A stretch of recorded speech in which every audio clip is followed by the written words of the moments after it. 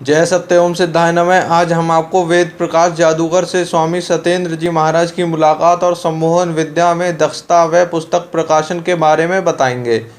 90 के दशक के प्रारंभ में और लगभग 1995 तक इसके बाद अपनी योग साधनाओं के कारण स्वामी जी ने सभी जगह जाना बंद कर दिया था। तब उस बीच स्वामी जी केवल अपने परिचितों में आते जाते रहते थे। तब फरवरी के अंत में शहर में नुमाइश लगी थी और वहां सरकारी सूचना विभाग के द्वारा कार्यक्रमों के संदर्भ में अपने कार्यक्रम के लिए बाहर से लोग उनके कार्यालय जो कालेआम चौराहे के पास मलका पार्क से लगी ऊपर बनी बिल्डिंग में आते जाते थे। वहीं अमर उजाला आदि समाचार पत्र का भी कार्यालय था। तो वहां एक भक्त पत्रकार था दीपक। उसका और भक्त रामपाल का अनुरोध रहता कि गुरुजी जब भी इधर से निकलो यहाँ दर्शन अवश्य दे गए। तो स्वामी जी वहां पहुंचे। भक्त ने चाय मंगाई थी। तभी एक पतले से मध्यम कद के मध्य आयु के व्यक्ति आए। अपने कार्यक्रम की खबर देने और सूचना विभाग से सरकारी सहायता आदि के संबंध में वे भी आ बैठे। उन्होंने अपना परिचय दिया कि वे एक जादूगर हैं जिनके कार्यक्रम आदि नुमाइश के पंडाल में होने थे। इस परिचय के उपरांत दीपक ने उनसे स्वामी जी का परिचय कराया कि ये हमारे गुरुजी हैं और योगी हैं।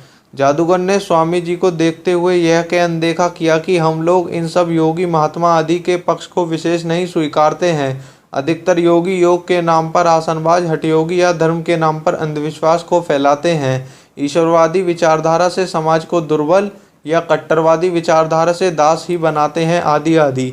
ये विचार सुन दीपक और पास बैठे अन्य ने प्रतिरोध किया कि भाई सभी ऐसे नहीं होते और स्वामी जी की ओर देखा। तब वे जादूगर महोदय ये कहकर उठ चले कि कल इस संबंध में मेरा शो देखना जहां मैं ऐसी ही बातों की कलाई खोलता हूँ। तब स्वामी जी को थोड़ा बोलना पड़ा कि भाई वेद प्रकाश जी, मुझे लगता है कि आपका जन्म कुछ प्रारंभिक सर्दियों में हुआ है, संभव सितंबर अंत में। ये सुन वे बंधु रुके। तब फिर स्वामी जी प्रेरणावश बोले तारीख 11 या 20 सितंबर होगी, जिसमें 20 ही है। ये सुन वे वापस आ कुर्सी पे बैठ गए। अब स्वामी जी का चित्र एकाग्र हो चुका था। आगे कहा कि 2 बच्चे जुड़वा और 2 प्लॉट हैं आदि आदि। तब ये सुन जादूगर महोदय प्रसन्न भाव से बैठकर सुनने और देखने लगे। तब दीपक आदि सभी जो स्वामी जी को जानते थे वे मुस्कुराते हुए बोले, वेद प्रकाश जी क्या कहते हो?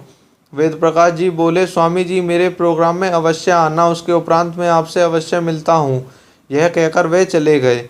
स्वामी जी प्रोग्राम में नहीं जा पाए। कुछ दिन बाद वेद प्रकाश जादूगर अपने साथ कार्य करने वाली एक स्त्री के साथ आए और उसके पारिवारिक परेशानियों के विषय में स्वामी जी से पूछा तो पाया कि उसका पति शराब पीता था और वेद प्रकाश जी के शहर से बाहर होने वाले प्रोग्रामों के कारण बाहर रहने को लेकर संबंधों के विषय में संदेह आदि करता था। ये सब बातें आदि बताने तथा अपने उपाय बताने के बाद स्वामी जी ने अपनी जिज्ञासा को उनसे कहा कि वेद जी, आप तो सम्मोहन जानते हो और उसके चमत्कार दिखाते हो, तब क्यों नहीं इसके पति को सम्मोहित कर उसे इस संदेह मिटाने और शराब न पीने की भावना देकर उसकी चिकित्सा करते हो? ये सुन वेद जी बोले, अगर ऐसा होता तो स्वामी जी मैं आपके पास क्यों आता। तब सम्मोहन के विषय और दृष्टि भ्रम आदि के विषय में ज्ञान चर्चा होने लगी। तो वेद जी ने बताया कि अधिक देर तक त्राटक का अभ्यास विज्ञान नहीं है, बल्कि जितनी जल्दी अपने मस्तिष्क को विचार शून्य बना लें वो अभ्यास बढ़ाना चाहिए। बस इतनी ही ज्ञान चर्चा हो पाई। फिर स्वामी जी के पास अन्य भक्त लोग आ गए। तब वेद जी भी चले गए। उनसे फिर स्वामी जी के प्रत्यक्ष संपर्क नहीं हुए। वेद जी ने अपना पता स्वामी जी को लिखवाया था। वे उस समय A1 168 गली नंबर 3 नेहरू विहार करावल नगर रोड दिल्ली 94 में रहते थे। अभिषेक लोक मंच पार्टी। बाद में कोई संपर्क नहीं रहा। तब उस सब के उपरांत और बीच में स्वामी जी ने नारायण दत्त श्रीमाली की सम्मोहन की बड़ी पुस्तक प्रैक्टिकल हिप्नोटिज्म पढ़ी। उसमें दिए रेखा चित्रों से ही स्पष्ट पता चल गया कि इसमें 2 कुर्सियों के मध्य जो रेखा चित्र से बना व्यक्ति लिटाया है, वहाँ जो 2 कुर्सी उसे संभालने को विपरीत खड़ी की हैं वो इस एंगल से है कि पात्र तो संभालेगा ही नहीं, कुर्सी स्वयं ही गिर जाएंगी। और उसमें कोई स्वयं नारायण दत्त श्रीमाली का किया प्रयोग चित्र नहीं था। उस समय के अनेक लेखकों द्वारा इस विषय पर लिखी अपने चित्रों बिना ऐसी ही अनेक पुस्तकें की भरमार थी। उन्हें स्वामी जी ने पढ़ा पर कोई सूत्र समझ नहीं आया। तब स्वामी जी ने पुनः इस सूत्र को पकड़ा और सम्मोहन के विषय को क्रमबद्ध तरीके से समझते हुए अपने में सिद्धहस्त किया। तब जाना कि त्राटक करने में अपने को कैसे विषय शून्य करें और कैसे एक स्थिति ऐसी उत्पन्न होगी कि आप अपना जो भी एक विचार है उसे कम शब्दों में अपने शून्य मस्तिष्क से उत्पन्न ऊर्जा शक्ति से जोड़कर दूसरे में भेजें और तुरंत ही अपने मस्तिष्क को पुनः अपने भेजे विचार की प्रतिक्रिया को ग्रहण नहीं करें, अन्यथा आपका विचार ही क्रिया करके आपके पास लौटता है।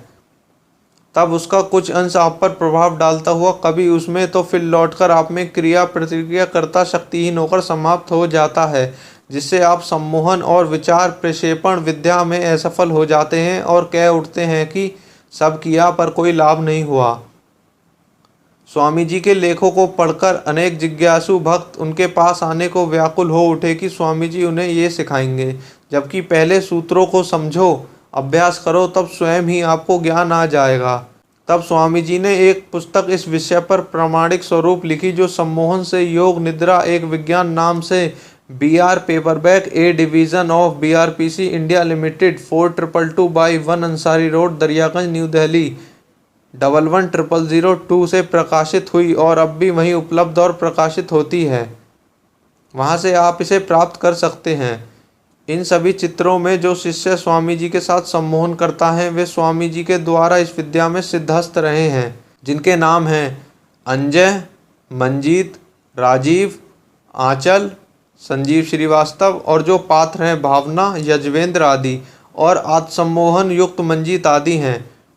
यहाँ सम्मोहनकर्ता पात्र से समय पूछ रहा है और वो सम्मोहन निद्रा में सही समय बता रहा है, तथा उन्हें आज्ञा देने पर कि अब कोई तुम्हारा हाथ नहीं खोल सकता, तो बाहर बैठे व्यक्ति बल लगाने पर योग निद्रा वाले पात्र के हाथ खोल नहीं पाए, तथा उन्हें मिर्च खिलाने पर भी स्वाद मीठा कहने पर मीठा ही लगा, और 2 1.5 इंची मोटे लोह स्तंभों पर एक पैर एक हाथ उठवाने के उपरांत भी नहीं गिरे, संतुलित रहे, और इनके ऊपर वजन या स्वयं खड़े होने पर ज्यों के त्यों सीधे ही लेटे रहे, जैसे इनके ऊपर कोई वजन नहीं हो, आदि प्रयोग यहाँ दिखाए गए हैं।